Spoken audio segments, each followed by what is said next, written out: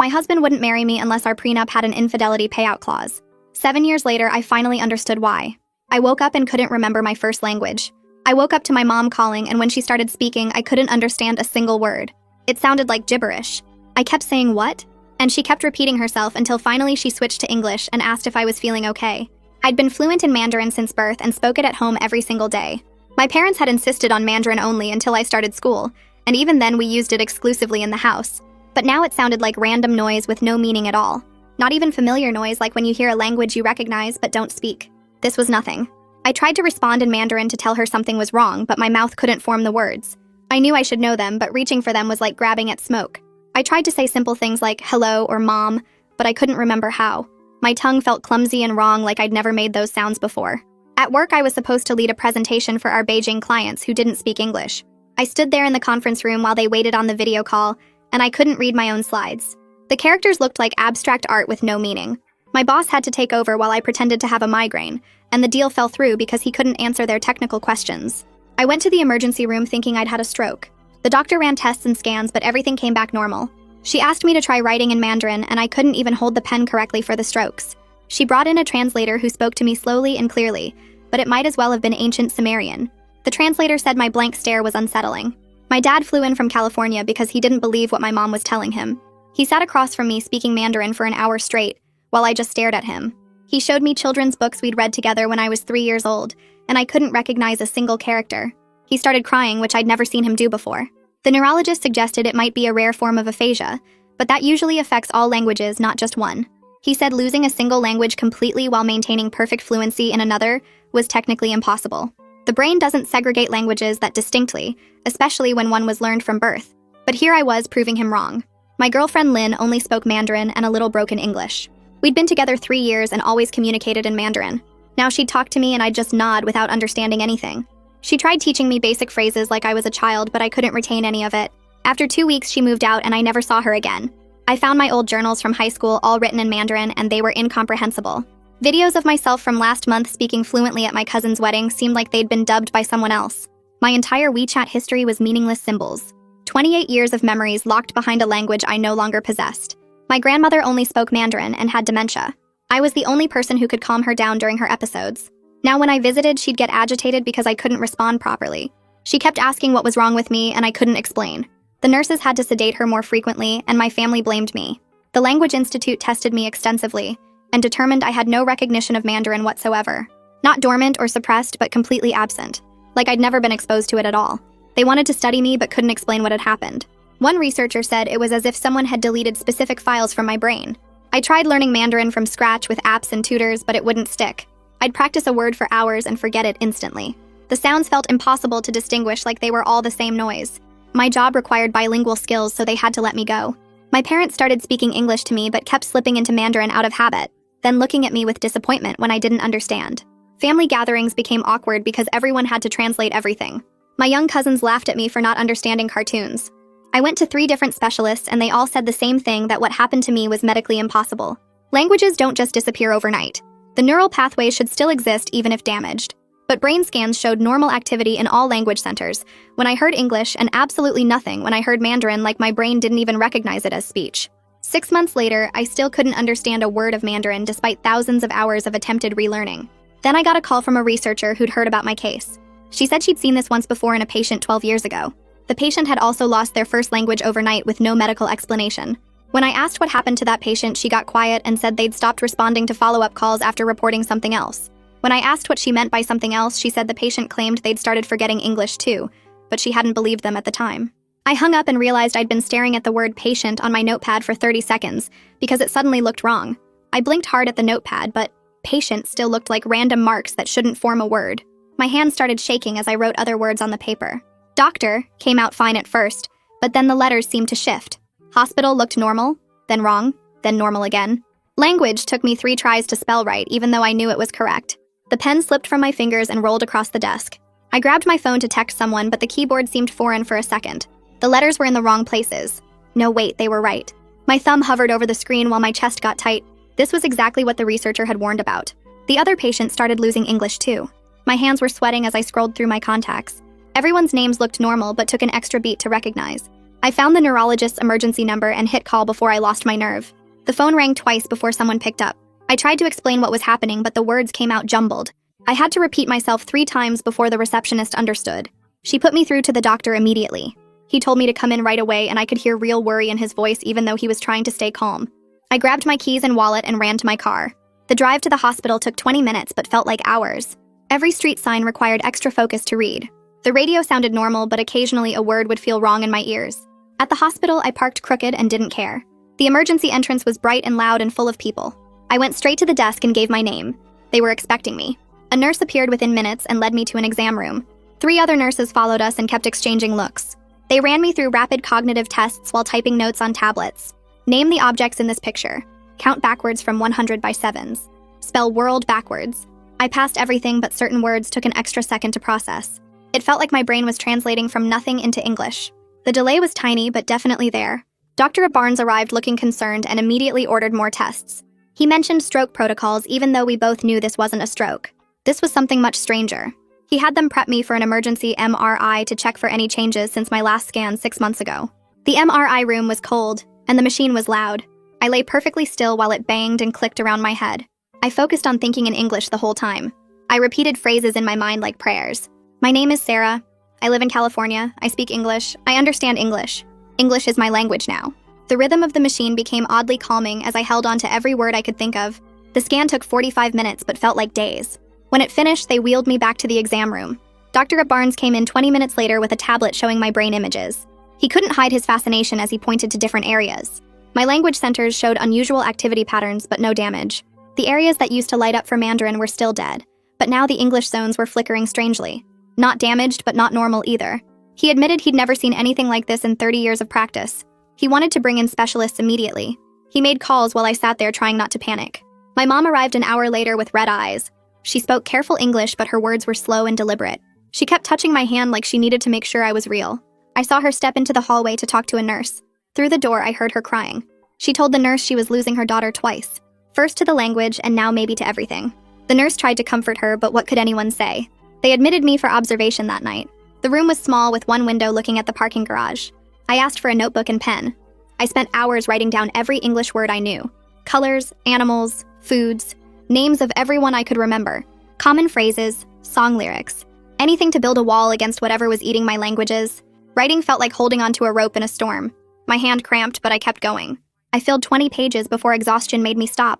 I fell asleep holding the pen. The next morning, I woke to voices in my room. A team of neurologists had gathered around my bed, including Dr. Barnes and a visiting researcher named Dr. Sterling. They were discussing my case like I wasn't there at first. Then Dr. Sterling introduced herself properly. She specialized in rare language disorders and had flown in from Boston overnight. They wanted to run experimental tests to map exactly what was happening in my brain. They needed to understand the mechanism before it got worse, before I lost everything.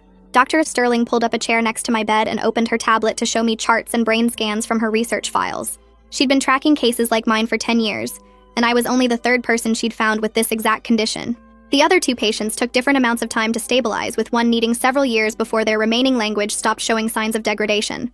She scrolled through data while explaining how the brain usually processes multiple languages through overlapping networks.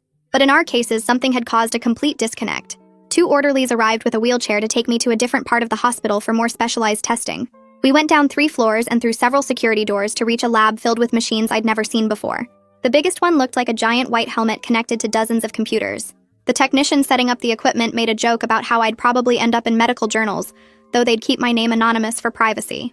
He helped me onto the narrow bed that would slide into the magnetoencephalography machine, which could track my brain's electrical activity down to the millisecond. They fitted the helmet device over my head, and it felt heavier than I expected, with hundreds of sensors pressing against my scalp. The technician started the scan and told me to relax while they played different sounds through the built-in speakers. First came English words like apple and running and yellow, which sounded perfectly normal and clear.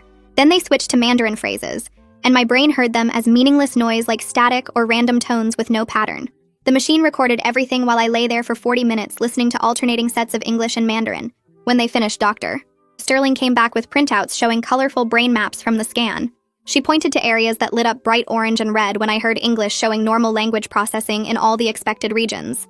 But the Mandarin sections showed almost nothing, just faint blue spots that indicated my brain wasn't even recognizing it as language at all. She called this pattern selective linguistic suppression, and explained my brain was actively blocking any processing of Mandarin, rather than just failing to understand it. The difference was important because it meant my brain was protecting itself by completely shutting down those pathways. She sat down again and suggested that extreme stress could trigger this kind of selective shutdown as a defense mechanism. The brain might seal off certain neural pathways to prevent some kind of overload or damage, though she admitted it sounded crazy. I thought about the months before this started and realized the pressure had been building from every direction. Work kept demanding more Beijing contracts, while my parents pushed me to be the perfect bridge between cultures, and I felt stretched between two identities that both wanted all of me. Dr. Sterling nodded and said she'd heard similar stories from the other patients about identity stress and cultural pressure before their language loss. She wrote notes while I talked about family expectations and struggling to balance everything. 3 days later, they discharged me with a thick folder of monitoring instructions and weekly check-in requirements. They'd also scheduled appointments with someone named Joy Webster, who specialized in unusual language disorders, though I didn't see how therapy could help when my brain literally wouldn't recognize Mandarin existed. The taxi ride home felt strange knowing I was going back to an apartment full of reminders of my bilingual life. I found sticky notes I'd put up just yesterday with Mandarin labels on the refrigerator and cabinets and doors. The characters looked like random scribbles now, with no more meaning than a child's drawing. I pulled them all down one by one, feeling like I was erasing the proof that I'd ever been able to read them. My hands shook as I crumpled each note and threw them in the trash. The next week, Joy Webster's office was in a medical building downtown on the 4th floor. She had certificates covering one wall and shelves full of language books in dozens of scripts I couldn't identify. She started by having me look at pictures while she played different sounds to map which pathways still worked, and which were completely gone. She showed me photos of common objects while playing their names in Mandarin, but my brain showed no recognition at all. Then she tried something different, and played recordings of my parents speaking Mandarin without showing their faces. I couldn't understand the words, but somehow I knew it was them, just from the rhythm and tone of their voices. Joy got excited and said this meant some non-linguistic connections remained even if the language processing was blocked. She pulled out recordings of Mandarin songs and had me tap along to the rhythm, which I could follow perfectly, even though the words meant nothing. Her theory was that we might rebuild some connections using these non-linguistic cues like music and rhythm and tone. It seemed desperate and probably pointless, but I was willing to try anything that might open even the smallest door back to understanding my parents and grandmother again.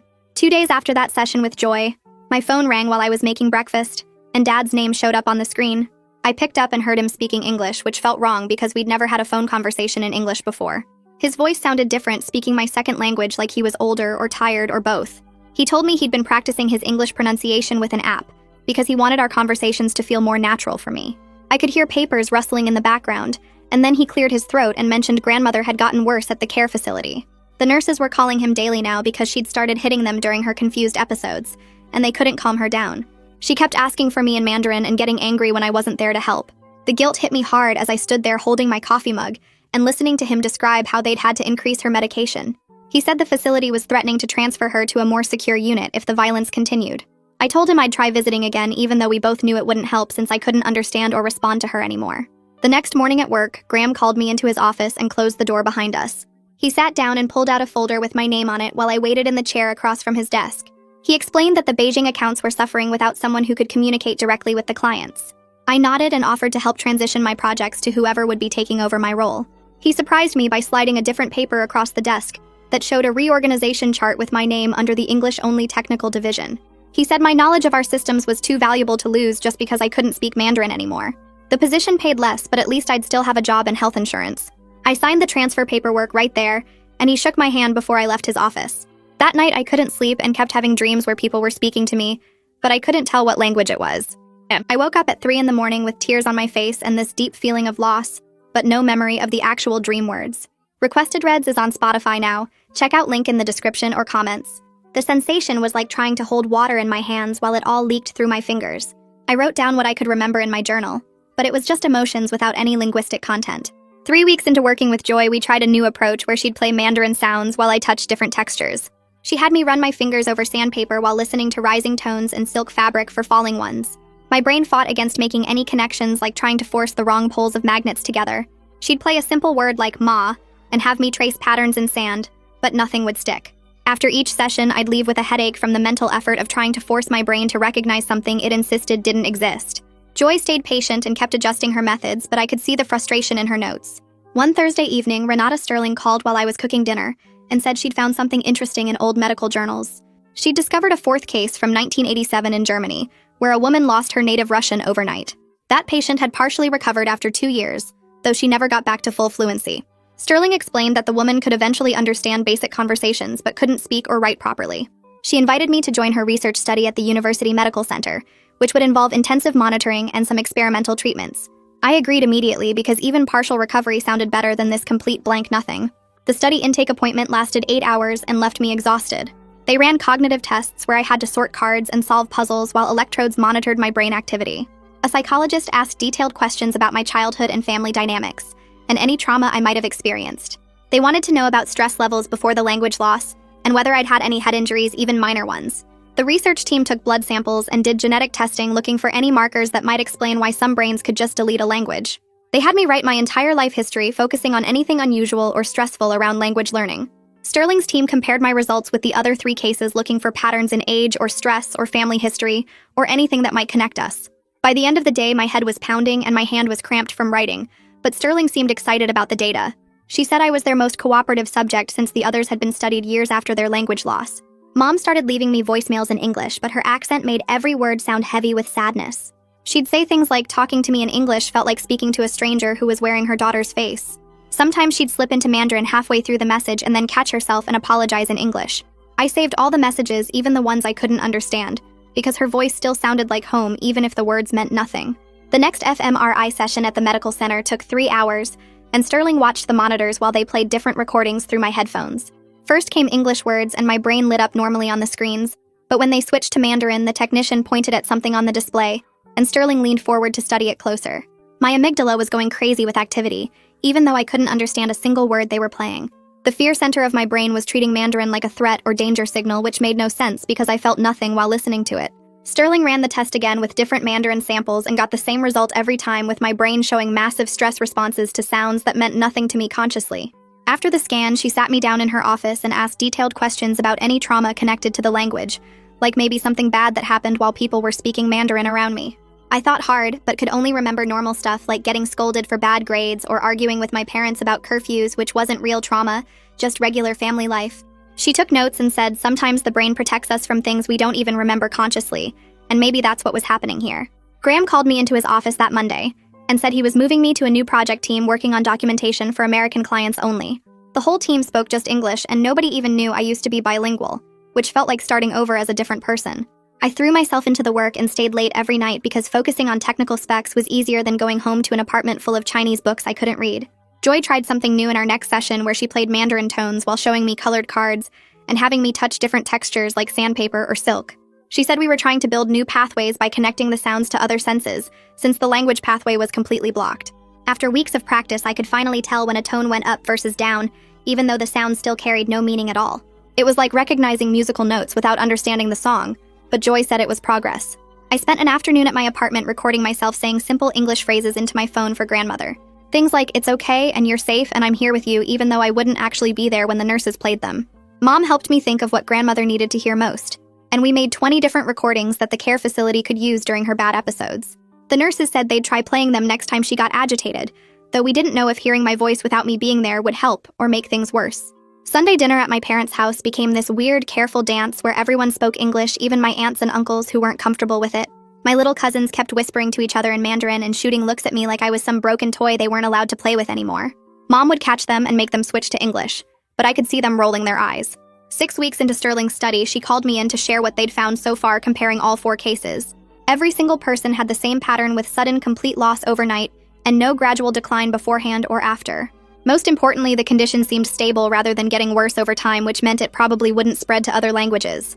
She showed me charts and brain scans from the other patients, and they all looked exactly like mine with that weird amygdala response to their lost language. The relief hit me so hard I actually started shaking, because I'd been terrified of losing English too, and ending up completely without language at all. Sterling said I should still come in for monitoring every month, but she was confident English would stay intact based on the other cases who'd been stable for years. That night, I tried texting Lynn through a translation app, typing in English and having it convert to Chinese characters before sending. The app showed delivered, but she never responded, and I stared at my phone for hours, waiting for those 3 dots that never appeared. A mutual friend told me a week later that Lynn was seeing someone new, and they'd moved in together already. She said Lynn seemed happy with someone who could actually understand her completely without needing apps or translations. The research team published their preliminary findings in a neurology journal with me listed as patient C alongside the others. Reading about myself in clinical terms felt weird, like looking at my life through a microscope. They described my case as complete selective aphasia, with preservation of secondary language, and noted the unusual amygdala activation pattern during exposure to the lost language.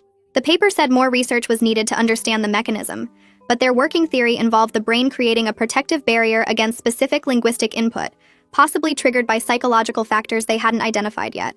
Joy called me the next morning and said we needed to change our approach completely since the recovery methods weren't working after months of trying. She had me come in that afternoon and showed me new exercises focused on accepting the loss rather than fighting it. We started with simple recognition drills where she'd play recordings of different Mandarin speakers showing various emotions without trying to understand the words themselves. I sat there listening to angry voices, sad voices, scared voices, and slowly started picking up the patterns in tone and rhythm, even though the words meant nothing. She had me close my eyes and just focus on the emotional energy behind the sounds, rather than trying to decode meaning that wasn't there anymore. After 2 weeks of this new approach, I could tell when someone speaking Mandarin was upset versus calm, though I still couldn't respond or understand any actual words. The breakthrough came when I visited grandmother and heard her speaking to the nurse in that high, tight voice she used when scared. I couldn't understand what she was saying, but I knew she was frightened and grabbed her hand, which seemed to help even though I couldn't say anything back. The nurse looked surprised when I correctly identified that grandmother needed her anxiety medication based purely on her tone. A social worker named Ariana Mahan came to evaluate grandmother's care situation and suggested bringing in Mandarin-speaking volunteers, since I couldn't communicate with her anymore. She sat across from me with her clipboard explaining how the volunteer program worked, while I felt my chest getting tight, knowing strangers would be doing what I used to do. Ariana said she understood it was hard, but grandmother's needs had to come first, and she was right, even though it hurt to admit. The volunteers started the following Tuesday. 2 women from the local Chinese community center who came twice a week for 3-hour shifts.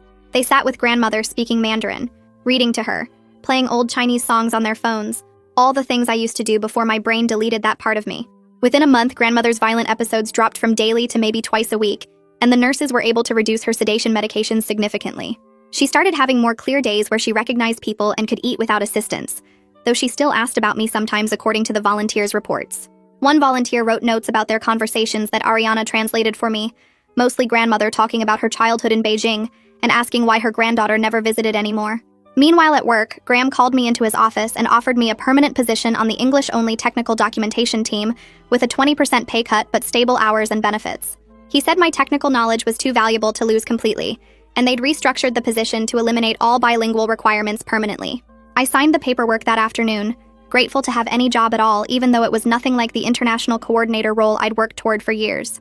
Sterling's research team published another paper identifying the specific neural pathways that shut down during selective aphasia cases like mine. She called to explain they'd found the exact brain regions involved, but developing targeted therapies would take years of trials and testing with no guarantees. Her team had mapped the disconnection between language recognition and processing centers, showing how the brain could completely wall off one language while preserving another perfectly.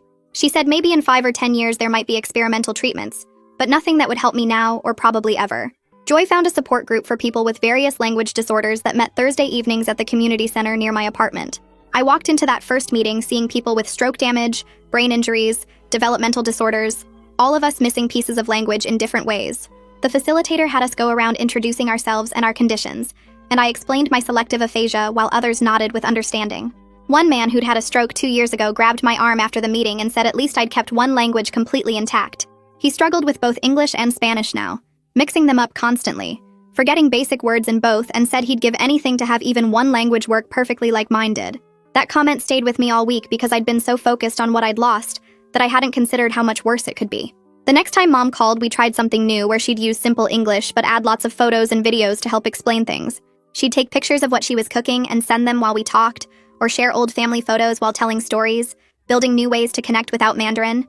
We developed this whole system of gestures and visual cues for our video calls, pointing at things, using hand signals, almost like a private sign language just for us. It felt strange at first, but after a few weeks it became our new normal, this different way of being mother and daughter. Dad flew in for my birthday in March and insisted on taking me to our favorite dim sum place downtown, even though I couldn't read the menu anymore. He ordered for both of us, pointing at items on the cart, speaking rapid Mandarin with the staff while I sat there smiling and nodding like I understood. The waiter kept trying to talk to me in Mandarin, and Dad would jump in to answer, making excuses about me having a sore throat, protecting me from the embarrassment of explaining. We ate in mostly silence, him occasionally pointing at dishes and saying their English names, both of us pretending this was normal and not completely heartbreaking. Joy had me close my eyes during our next session while she played recordings of different people speaking Mandarin. I pointed when I heard Mom's voice even though the words meant nothing. Then Dad's voice came through the speakers and I raised my hand immediately. Joy played strangers speaking the same phrases and I shook my head each time. She showed me the data on her laptop where she'd tracked my accuracy at 92% for family voices versus random speakers. My brain still recognized the unique patterns of how my parents spoke, even if the meaning was gone. We tried it with Lynn's old voicemails and I could pick her voice out from other women every single time. Joy said this was huge because it proved some neural pathways for Mandarin were still firing, just not the ones for comprehension. The research study sent their first payment that week, and it was enough to cover the gap from my reduced salary. Dr. Sterling called to tell me our sessions were helping her team create new diagnostic tests for selective aphasia. She said 3 more cases had been identified using the criteria they'd developed from studying me. The extra money meant I could stop worrying about rent while adjusting to the lower pay at work. I spent a whole weekend drawing simple pictures on index cards for grandmother's care facility. Water was a blue cup, bathroom was a toilet symbol, pain was a red X over a body outline. The nurses helped me test them during my next visit. Grandmother pointed at the water card and they brought her a drink right away. She tapped the bathroom card, and they helped her to the restroom without the usual confusion. When her hip hurt, she pressed the pain card and pointed to where it ached. We couldn't have conversations, but at least she could tell people what she needed.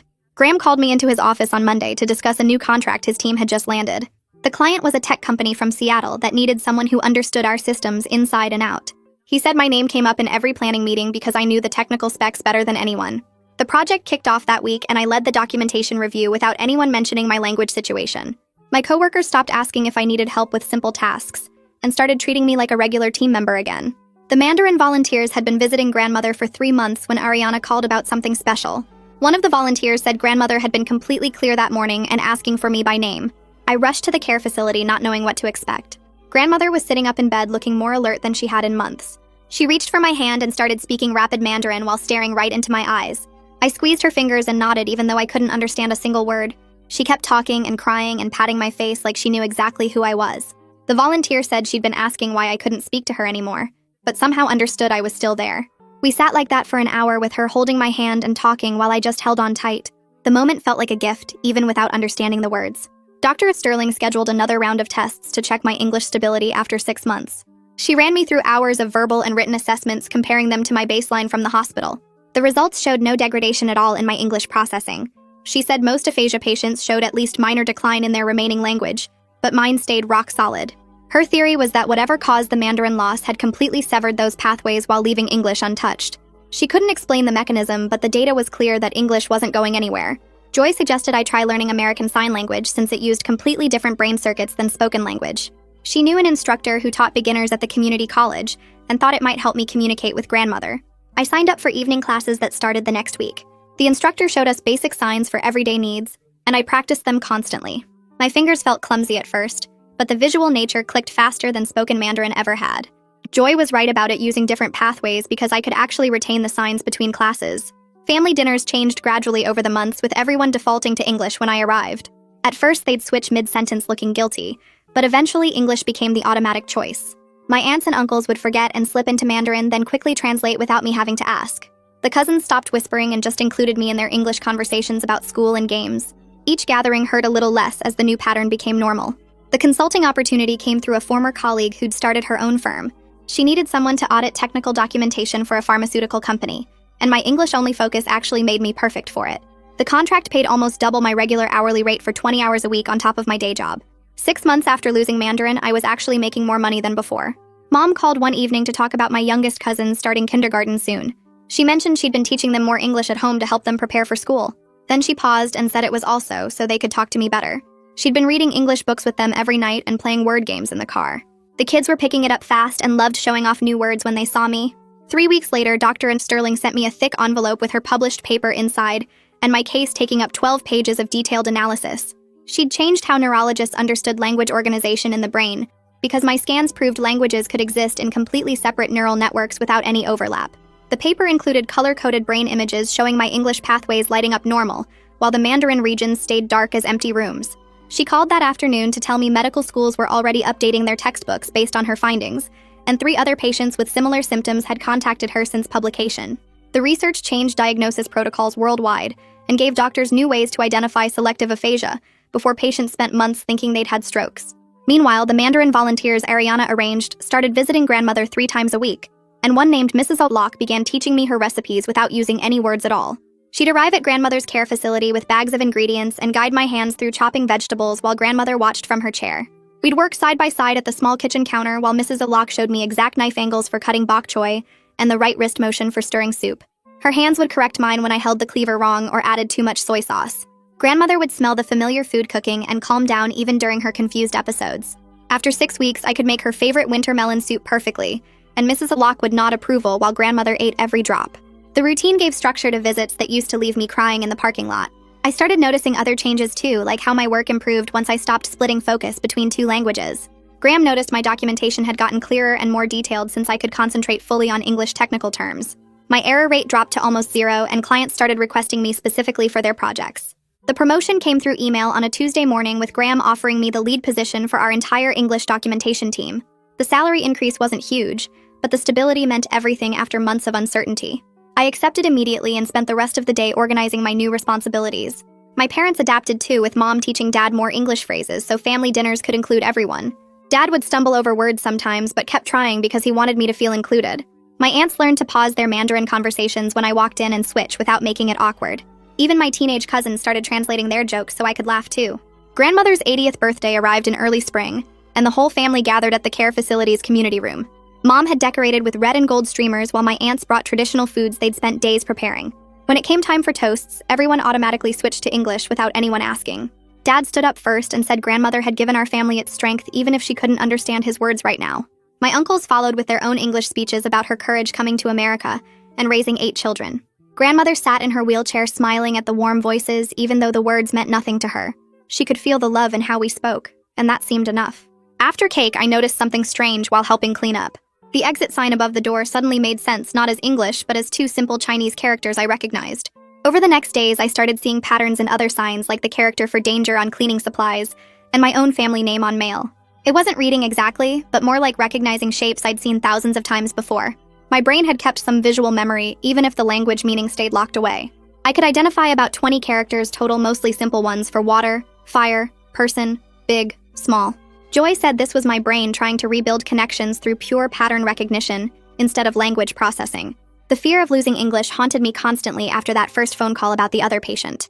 I started keeping detailed journals in English and recording myself reading technical manuals as backup proof I still had language. My savings account grew steadily as I put away half my salary in case I needed medical care or couldn't work anymore. I documented every important piece of knowledge I had and shared passwords with my parents. Mom found me one night organizing flashcards with basic English words and held me while I shook with fear that I'd wake up understanding nothing at all. She promised they'd take care of me no matter what happened, but the terror never fully left. 8 months after that terrifying morning when Mandarin disappeared, I'd built something smaller but solid with the language I had left. My job had shifted from international coordinator to English documentation lead, but I excelled at it and felt proud of my work. Grandmother got excellent care from the Mandarin volunteers who became her friends, while I supported her in other ways like managing her medical appointments and insurance. My family found new ways to include me in everything from holiday planning to cousins' homework help. The grief of losing half my identity would always hurt, but it no longer drowned out everything good in my life. And that's today's wrap-up. I always want to leave you with more than just a story. Hit subscribe and let's keep building on it.